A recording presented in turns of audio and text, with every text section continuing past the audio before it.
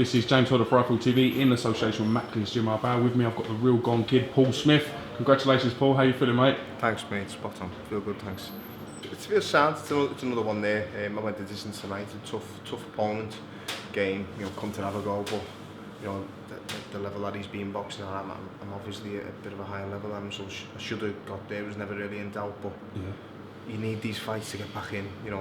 Russ Amber, who wraps my hands, he's a lovely fella, he's probably the best at wrapping hands I've ever seen, and he's reputable at hand wrapping. He put a tweet out before, he owns a rival boxing, and he put a tweet out before saying, before he put it out, he asked me, would it offend me, Paul Smith on the comeback trail? I said, that's what it is, and it is, I am on the comeback trail. I lost a big fight, and I'm on my way back, and that's the second win on the run now in 3 weeks, and I'm looking to get more. Probably won't fight now until September, unless Eddie and Joe can get their heads together and squeeze me out somewhere, but I'm going to stay in the gym and just stay training. I've been training for a long time now.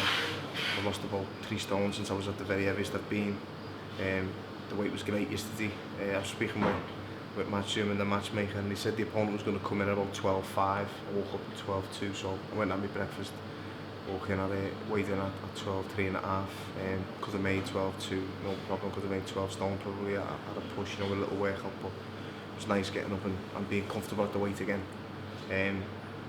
Fitness sounds tired a little bit in the last round there, just loading up a little bit too much, and a few blisters on my feet off new boots, just schoolboy error. Idiot thought I'd learn my lesson after 40 odd fights, but still not, no. I'm limping around again tonight now with the blisters, but it's just good being back. And I've had a few people saying to me, like, are you happy Eddie asked you to be on this bill? Eddie never asked me, I asked Eddie. The same with Callum, same with every other the other lads who weren't really meant to fight tonight. We want to be on these bills. These are football stadium bills. You don't want to not be on these. This is massive for our city, and I'm glad I've been a part of it. I mean, you've took some criticism in the past for even potentially missing one weigh and coming overweight. You now look in fantastic shape. You probably look like, well, probably the best shape I've seen you in. You could potentially make middleweight. So, is this sort of the new sort of Paul Smith in terms of keeping yourself when you're not sort of got a date ticking over in the gym?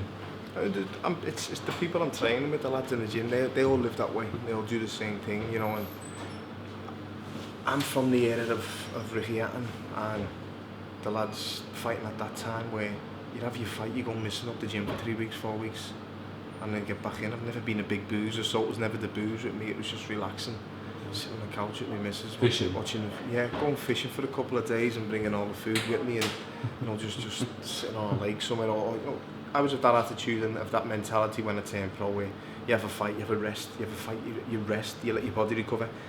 We're professional athletes, your body recovers anyway, you need to stay in the gym. You're not built to lie on the couch, it's what's it called, it's progression and survival of the fittest. You're not meant to sit on a couch doing nothing. You're not meant to just rest all the time. You're meant to go out and you're looking at me when you're saying that. So it's just nice being in the gym and training all the time with the lads and living the way they do. I always remember like 6-7 years ago, Crawler, he wasn't fighting, he didn't have a fight club, but he always still ate right, and just I used to think you'd have a cheat month. And I'm going back like 5 years, you have a cheat month or a cheat week. Now I barely have cheat meals once a week, if I'm lucky, and my cheat meal is like a bowl of pasta or something. It's nothing stupid, I don't go to Chippy and all that, even though I get some knobheads on that Twitter saying I must live in the Chippy and all that. But it's good training with the lads I'm with, and my brothers are keeping me young and keeping me on my toes as well, and I'm enjoying boxing. What are your aspirations for next season? What's going to happen? What do you want to achieve? What are you looking to do? It's never changed. I want to be world champion and I want to get that shot, and it's out there. I've just got to be ready and be in the right position if and when it comes. I've just got to keep fit, keep training, keep winning, and I'll get back up there slowly but surely, but it's a long road back in it, and I've just got to keep biding my time and getting there. I'm 33, but I'm not old 33, so I've just got to stay ready and stay fit and stay in the gym, which I'm happy doing. I don't want to go out and balloon up now. I've got into good shape. I want to stay that way, and my brothers, they keep me on my toes as well and keeping me young as they are. We've seen Matthew Macklin decide to hang up the gloves after such an illustrious career. When things like that happen to people you're close to and been through camps with, through the amateurs, does that sort of hit home a little bit? Like, your own career could be coming toward the sort of Yeah, it does. toward the end, if you like. With Macklin, Macklin's a good friend of mine. I'll always have a soft spot for Macklin as long as I live. He's a friend, he's a mate. I admire him and think the world of him. So do my family, my mum, my dad, brothers and sisters, and all my family. But I've always looked at Macklin as being a year ahead of me. He turned pro a year ahead of me. He won the ABAs a year ahead of me. Everything that he did, I went and followed a year after.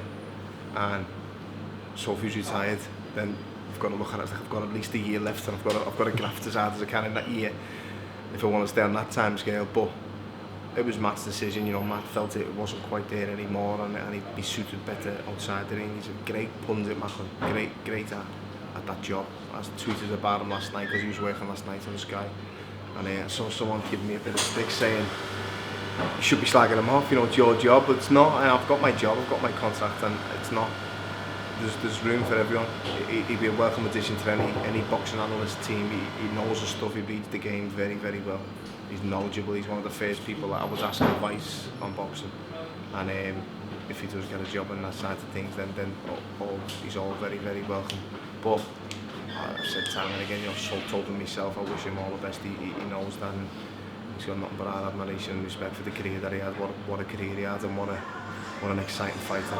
Think he'll make a good trainer? I think he'll make a great trainer. It's just whether people always say this about me and other people. You could be a good trainer.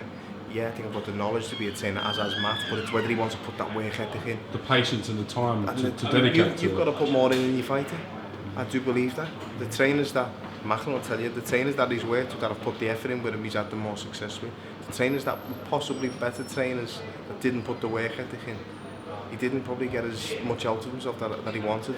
And he'll know exactly what I mean when I'm saying that. There's trainers out there who are probably better ability-wise and more knowledgeable than the top trainers now, but the top trainers are the ones who put the work in as well. They've got it up there, but they work. And it's like when you retire, you tell your missus you can't go to this event or this party, or you're being invited to this awards do, but you can't go because you're training. And then you retire, and you think, okay, well, we'll go and do all them things we couldn't do now, and it's, oh, sorry, love, I can't go this week. I've got this kid who's fighting in a 4-round the next week on the pads tomorrow morning, or I've got to go to this fight down in Doncaster Dome, or it's little things like that. You give up so much of your time when you're fighting. So when you retire, do you want to carry on doing it at that high work ethic level for another fighter? Listen, any sort of what's going on for the new season? I'm right in presuming there'll be a break now. When can we see you out? What's the plan? As soon as possible. I think there's a couple of shows coming up early September, so I want to be on them. I'm not taking nothing off in the summer. I might get over to, my father-in-law lives over in Spain, so I might get over there with my missus and the kids and give my little girl a first holiday. Get over there and see him, have a few days off and that, and then get back in and get training. I'll fish once or twice over the summer, and back in the gym now. I'm staying in the gym, and I'll be ready for the first week of September. So speak to Eddie, speak to Joe. Joe can get it sorted for me, and we'll get on the first bill. Fingers crossed. Listen, Paul, thank you very much for giving me some of your time today. I'm going to let you go out and watch your brothers in action. We really do appreciate it. Keep up the good work as well. You're doing brilliant. Thanks, one. Thank you.